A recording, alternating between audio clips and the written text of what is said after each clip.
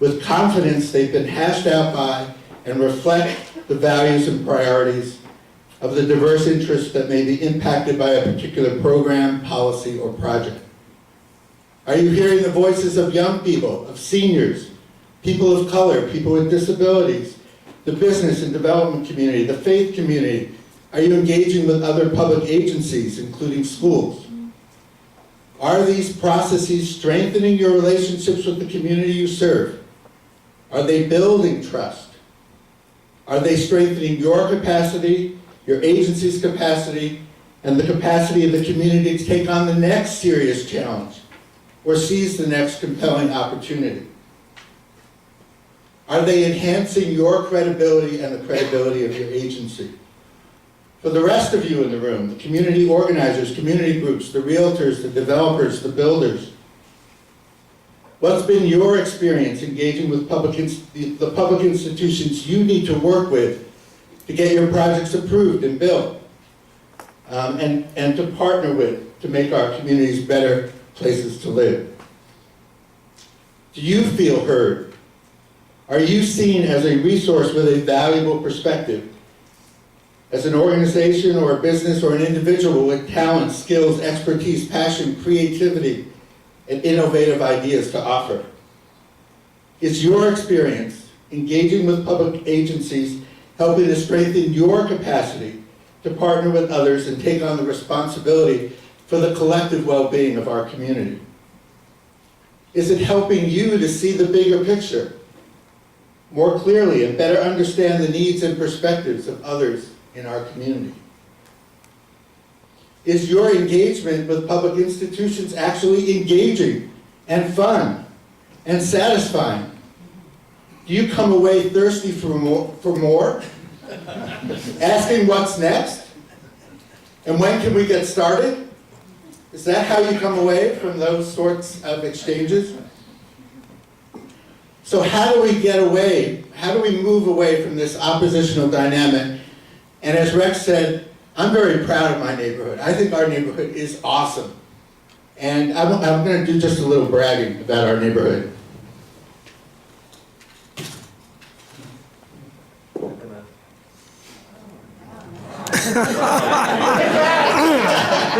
I'm impressed. We achieve, it's a peak experience in our neighborhood. Well, if that wasn't impressive. That was great. It's a cold, cold place.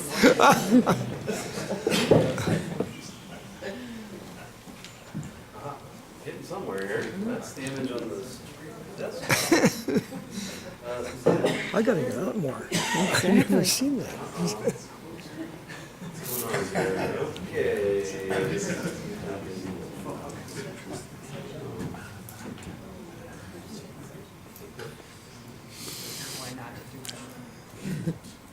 Oh, there it goes. Well, we heard about banana. So how do we get away from this kind of reactivity in our community?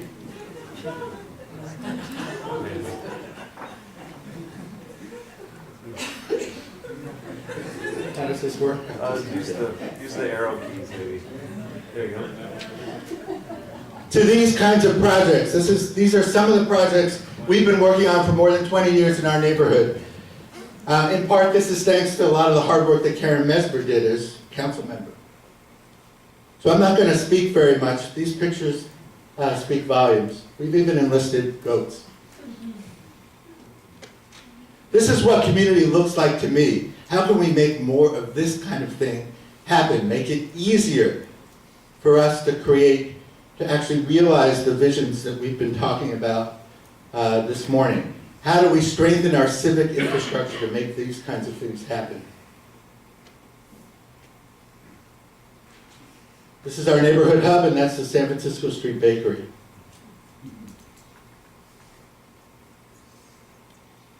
This is what it looks like today. Nice. Along the street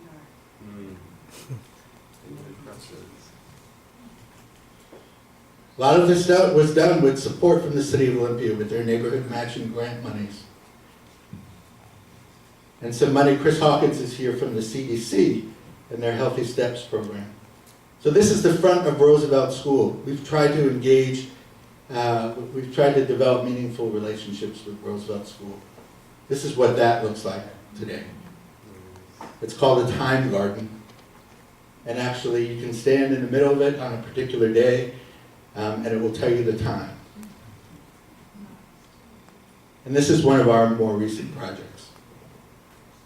Thank you.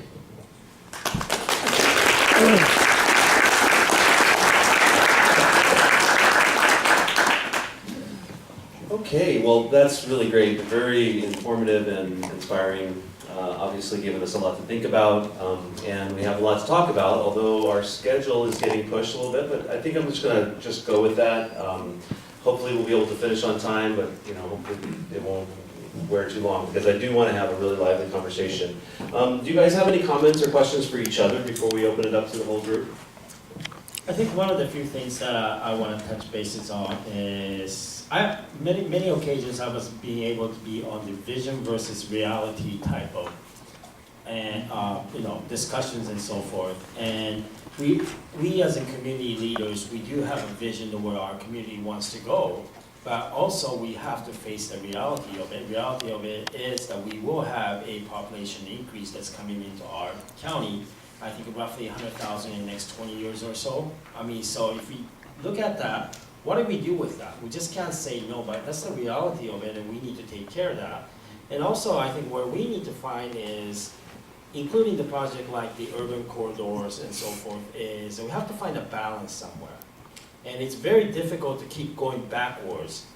I do agree on sustainable, on the environment and so forth, but there's so much further back that we could go. We cannot go back to, let's say, a Stone Age right now. We just cannot. I mean, that's not realistic about it. But I think it is best interest of others and all of us is to make sure we have the quality of a life, a little bit about urban, a little bit about suburbs, and a little bit of the rural and so forth. That nature that we have in Thurston County, for us at least to maintain what we have. And I think thinking in the balance is it's going to be very important for all of us as a community leaders and as elected officials and so forth. There's something I've thought about a lot in terms of this forum lately, and that's something which is that I think growth is not a requirement for vitality. So we talk about vitality, and what about a vital economy or a vital downtown? That's a buzzword, I think, vital. But simply, those two things aren't exactly connected together. So even if no growth happened at all, how do we make room for or change things so that we reduce our carbon footprint? And that could be that we change where people live, offer different great urban spaces, but that vitality could be a change, but not necessarily a growth in total population. So I know were questions during the Sustainable Thurston discussion from the very beginning. So are we inviting or assuming or saying that this growth must happen in order for us to be sustainable or vital? And I don't see those as being completely connected. But what I do have concern about is that any change is viewed as growth, and that any change be resisted in and of itself, because we could become more vital with or without growth. And to me, I would like to see that kind of change happening so that people have more choices about where they live, for example. And I've been thinking a bit more about, as I was reflecting on what I might say this morning, about the whole concept of sustainability. And really, what does that mean to people? And I've been asking folks, what does sustainability mean to you? And most people start talking about the environment. And they start talking about things like LED lighting and climate change. Or they start talking about making decisions today that will serve the needs of 7 generations going forward. Or they talk about the triple bottom line. What I think we need to be talking about is what we want in our community. That's what sustainability will look like for us. How connected we are as a community, how vital we are as a community, how connected we are, not just through our physical infrastructure, but in creating the spaces and the opportunities for us to connect with each other in meaningful ways. Some of you may be familiar with Peter Block. So he used to be a renowned organizational development consultant. He's now been writing a lot about community. And he's established this extraordinary website called The Abundant Community that he put together with a guy named John McKnight, who founded the Asset-Based Community Development Institute. I think that's where the rich ideas are. There's a lot of creativity happening all over the country around how we engage together as citizens and residents, not only to decide what we want our future to look like, but to join together to actually, as Mark was saying, execute the plan. We need to be partners in this. We need to all own it.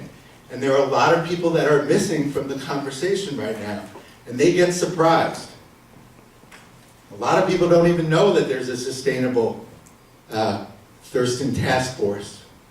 When I talk to my neighbors, they don't have a clue, or they may have some horizontal awareness that something is happening, but it's not a conversation that they're engaged with. And we can't expect them to get up to speed real quickly when we come in and start to suggest some infilling or some changes in their neighborhood, whether it, from our perspective, we think it will benefit them or not. So I think we need to start talking about a vital community, an abundant community. At least I'm trying to refrain from using the word sustainable. It seems like we're inferring that we want to do at least the minimum to keep things from falling apart.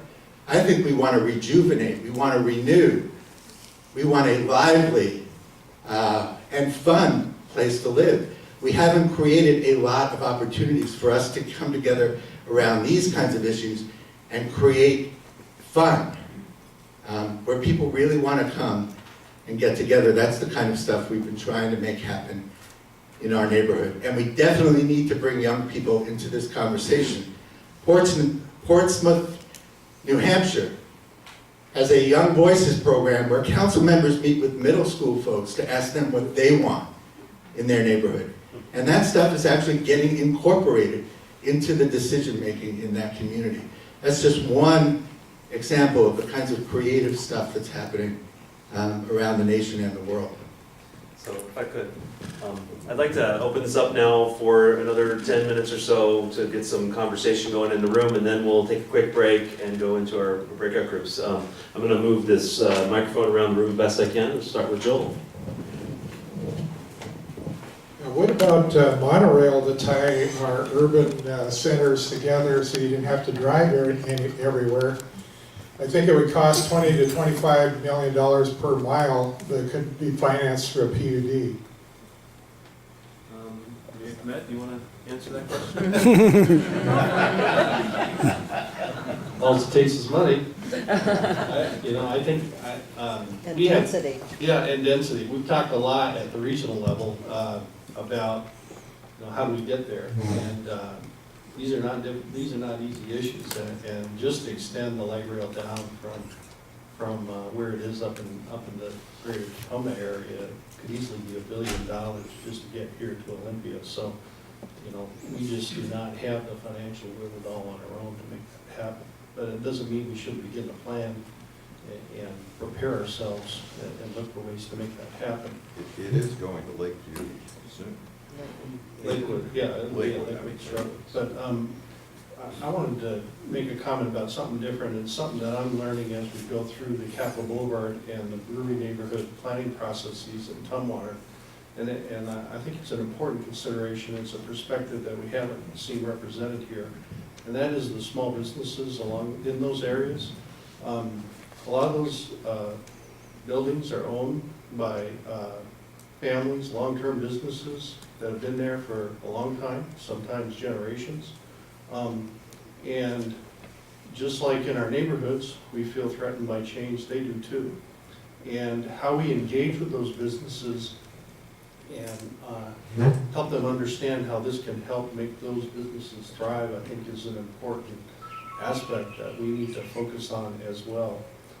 Because the neighborhood issue is certainly important. I come from a neighborhood perspective, and I think we need to address those issues. But I also think we need to remember there's a neighborhood of businesses in these areas as well that we need to engage and educate and bring on board as well. Thank you. I think just to give you some examples, some parts of Japan when they were going through the changes, what they have done is some of the developer has came. Let's say you had a 4 small business storefront there. What they have done, which has individual building of 2 stories, they lived upstairs and they had their stores downstairs and so forth. What they did is they gave them incentivized and they built a one larger 4 to 5, 6-story condominiums. And with the business down below, which all the business stayed with their own business, and in that return, those businesses were able to receive a free, basically, condominium on the floors. And then the developer were able to sell or rent out the rest of it. So there are ways to do this, and we just have to. I think it's one of the things that we have to do, as I truly believe, is that it's better to incentivize rather than to regulate. And I think Rex talks about it. Is that if we give some incentives, I'm not saying this is an incentive that needs to be for this project, but it's all different. But if you incentivize the developers, they will come. I truly believe that. But I think what it is right now is to make sure that within our region, the regulations and how to do mixed use, how to kind of concentrate on mixed use, should be all the same. So there's no surprises when they move from area to area. Or we talked about it, if Karen talked about it, is if the rules established, let's keep it there. So the developer or somebody else will not come in and say, have surprises once they start project. All of a sudden in the middle of the project, the regulation changes. And they say, you have to abide by this new regulation. And no one wants that as you try to do something. So I think that's one of the things that we have to agree as a community and all the jurisdiction that, if we establish a rule, we're going to stick to this. So that way the process could be worked so that we could have a viable development. Bob? Yeah, Karen, you mentioned an objective that I think everyone shares, and that is restoring the health of Puget Sound. What nobody has mentioned is that the research is really clear on this. In order to do that, we need the healthy streams that feed the sound and foster the anadromous species. That takes the preservation of about 75% of our land in trees. Now, we're talking about all this density. That density has got to happen on the other 25% of the land. We're not addressing that. And I don't know if you want to comment on this, but we all need to deal with this because we're being inconsistent in what we're saying. I don't know. Is this one wired up? I'll just quickly say that where I think the opportunity here is to take the existing infrastructure that we already have and to not create more problems with runoff by plowing under new property. There's some amazing spaces along our urban corridors right now that could use renovation and re-establish. I think the Tumwater Capitol area, the Capitol Boulevard area, is a phenomenal space. The Brewery District is a great space. And while we may not be able to dig up ground and put in new trees there, by creating the opportunity for people to have business and housing on existing plowed underground, we can prevent the loss of further forests and ag land and so forth. I mean, I'm a realist about this in ways that may not fit real well with some environmental concerns. I think that we're not going to save it all. And it would be great to go backwards and save it all with Puget Sound, but we've got to stop somewhere with some streams and work with what we have already plowed under. The reality of how much money it would take to re-establish the amount of forest that we may need even in the city, I think is very, very difficult to face. But if we can stop the bleeding, maybe we can still save Puget Sound. One of the good things I want to just say, there's some good news on this front. Obviously, there's a lot of properties that are now being repurposed, redeveloped, And then a lot of work going on to, preserve farmland. There was another giant, a big farm purchase recently. So there's just, although there's big challenges, there's a lot of good news kind of showing that we're moving in the right direction. George is going to be next. Just quickly, I wanted to ask Carole Richmond on the presentation you made on the board, you referred to the silos. What are the silos you were referring to? I was referring primarily to the various departments in city government. So that, you have the Public Works Department, Parks Department, Planning Commission, just bringing all of those, mostly the official departments, within a city. Since we're talking about creating another plan, a sub-area plan, it was in that context. You're clustering the regulatory? No, just bringing them to the table as you start the planning process. Thank you. A question for Rex. Could you speak a bit about your experience at Metro Regional Government and some lessons we could take away in terms of political will and regional scale? Thank you. Develop very thick skin.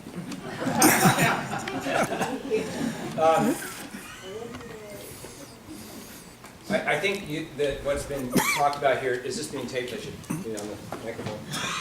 What's being talked about here is exactly what you're talking about, is creating that shared sense of where you want to go and looking for what structures do you use to maintain consistency over time. And that's a big piece about what is the commitment from the public side, both to have a stable regulatory environment so people can plan, and also to have an investment strategy that you'll do consistently over time to achieve those goals. You're talking about that now, and I think Metro is unique. It's the only directly elected regional government in the whole country, so don't plan to get a Metro. But if you look at places like Salt Lake City, Denver, Colorado area, there have been compacts created between the governing structures there that have had incredible impact in terms of, and you have a sales tax too, which we don't have in Oregon. So we struggle with the dollar pieces, but Denver, Colorado, for example, adopted a sales tax increase that raises something like $20 billion over 20 years. They're building a light rail system from scratch. In 10 years, they have an incredible system. They also dealt with traffic issues as well. Same thing with Utah. In the Envision Utah is a nonprofit organization led by actually the Mormon Church as some of the big players in it, and not the private sector, that said we need to do something different there because it's becoming a mess. They're doing a major light rail, I think it's a $16 billion package they're doing. So that is non-structural. It's just like we are facing trouble, let's work together and figure out a path forward. In both those areas, you had a really strong private sector, nonprofit sector leadership that said, this is not a government problem. This is our problem. So just some ideas there. Mike? And then I'm just going to say we're going to have to take a couple more questions and then move into our next session. Yeah, just two comments. One thing that we have not talked about here is the disconnect between governance and taxation. What we're talking about would further exacerbate the problem that the county has with meeting basic service requirements. So I think we need to be realistic about what constraints that places on it. I think there are two things to do. One is to encourage the jurisdictions to talk about ways through interlocal agreements to mitigate that impact. And the second thing is I think we need to start talking about and being advocates for changing our basic tax structure. I mean, that makes everybody crazy. I'm as tired as anybody else here is about dealing with these issues. But if we can't get some fundamental change in the way we match our governance responsibilities with the revenues that are necessary to meet those needs, we're going to have a really tough time of achieving this vision. I'm just going to make a quick comment about the transportation thing. I hear the desire for rail and monorails and so forth, and I think we would all love to have that. We have a transit system in this community. It can run on these corridors that we're all talking about. It can be convenient. It can be very helpful and useful. If we focus on the big train thing and we don't focus on the development that will support it, then we're not going to get there. We can focus on on where the development goes on corridors, and that can be served by bus in the interim until we can get to a train. But don't forget that there is a bus system, it can operate well, it already is convenient for those people who are near the corridor. So that's the interim arrangement. If you think that the train is the answer, I personally think the bus is just fine. I just want to thank everyone for bringing this together, and also I think we're ahead of the curve. This conversation we're having is going to be inevitable for every community in the world, so it's good that we're facing a lot of these difficult questions now and creating plans. I just think what's available now, as opposed to 50 years ago, being able to track data, you know, the money we spend, where does it go? Let's imagine that gas stations are basically black holes for our economic vitality. 95% of every dollar you spend at the gas station is going out of the county, out of the ecosystem. Or how are local food purchases related to maintaining farms? Can we model how much percentage of our food expenditures would have to come from local sources to make farms financeable? And I think this is analyzed in the incentives and the taxation structure. I think the ability to analyze this, also collect data like the Sustainable Thurston report on why do people make car trips, what are the number of miles people drive, is tremendous. And I think one of the things we can do such that we don't get worn out is to quantify our effort. So, you know, one idea is every dollar spent locally is a dollar earned locally. So, in a way, what you spend locally is your local salary. Even though it's money you're spending, you're earning it for the local economy. So can we incentivize that, maybe have tax deductions for that sort of thing? I don't know. I'm not an expert, but the data's there and it's collectible. Thanks. I'm going to just do one more, maybe two more. I know there's a lot of hands. I think most people would associate me with the development community, but I will say that there are only a few of us in the room who were on the original Vision Reality Task Force, on the Urban Corridors Task Force, and on the Sustainable Development Task Force. From my point of view, I think there's a couple of points that need to be made. The first one is this, and all of you up front have alluded to this to some degree. If we want to have something happen, it's the builders and developers who build it. In order for them to do it, they have to have rules that are set forth that we want to have this happen, but they need to be applied in a consistent fashion. And once you zoned or required certain things, if the developer meets those requirements, the city governments need to get forward and step forward and support it rather than prolong the process. The problem is not that the regulations differ a little from one city to the other. The problem is that various jurisdictions implement the regulations in extremely different fashions. Therefore, you see an uneven development pattern. The second thing is that if you want things to happen, that is, if you want to have more density, you have to write the rules to have that happen. Because from the development community's point of view, it is so difficult to get approval under the existing regulations that it's a real struggle to even think about going in and asking the city council to change the zoning, for example, even though they do, the city council will profess that it does want more zoning, more density and should zone it. I'm going to get Chris in here and then we'll break. I just wanted to point out, building on the comments stated earlier about tax policy, that there are patterns that contribute to our current state of affairs here. And Rex, coming from Oregon, is a completely different situation, which is dominated by income tax and has no sales tax, much like Montana and like that. These tax policy issues in the South Sound, how they affect us.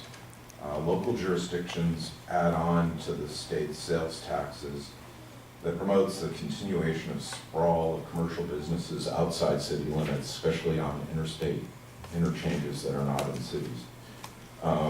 We see it in our county too, all over the place. And large portions of downtown, Olympia's downtown, because of our specific economy, has government exempt activities, state government, much like Bremerton, which is the Navy, which doesn't contribute at all to the local property tax base of the community. While it does provide clean jobs and a stable economy, it doesn't give money back to the cities to use for their very valuable real estate. And I think we need to look at some proposals that will change the way taxes structure development, especially in our county. And we're looking at specifically Olympia's downtown. Proposals should be made to change the basis of downtown's property taxes to only tax the land and not the improvements or buildings, in order to accelerate redevelopment and discourage holding vacant lots out of development and underutilized buildings which are not being used. It is, like the mistake by the lake. It is one of the tragedies of our town, is that we haven't been able to get it redeveloped. And I think, other towns are facing this, but Olympia more so. Without that incentive to revitalize our downtown, we're stuck. Bremerton has managed to do it. So has Vancouver, Washington. Why can't we? Thank you, Chris. Thank you, everyone. I'm going to take a quick poll here because we're obviously behind schedule. I don't want the conversation piece that's about to happen is really great, really fun, and I don't want to cut it short. What I want to see is a show of hands of who would like to stay till 1:15, stay a little longer so we can have both breakout sessions, versus who would like to condense both breakout sessions and just have one. So if you'd be willing to stay a little later, raise your hand now. Okay. I mean, this is a great conversation, it could go on. So, or would we rather get out of here on time and, it's just about split right down the middle. That doesn't make it easy. All right, well, I'm gonna go with integrity, and let's just have one round of breakout sessions, and we'll let it go a little longer so that the conversation can be richer. And then we'll just have to keep having these symposiums on into the future so that we can keep this conversation going. So we're going to start, the topic for the upcoming breakout session is what's the business case for green urbanism, but we're going to combine that with the question of what can we agree on. So it's really the whole conversation, and you guys get to have it. One of the things I want you to encourage is write your ideas down on the map, draw pictures, connect lines. Also introduce yourselves when you speak so that you can get to know who else is at the table. On your name tags again, after the letters C1, there is a room number, and those numbers are also, are consistent with the map on the back of the agenda. So take about 10 minutes now, grab a little more coffee, move into your breakout rooms, and we'll have a great conversation. Then we'll come back together and harvest some of those ideas. Thank you, everyone. It's a letter, not a room number. It's a letter. It's a room letter, not a room number, right?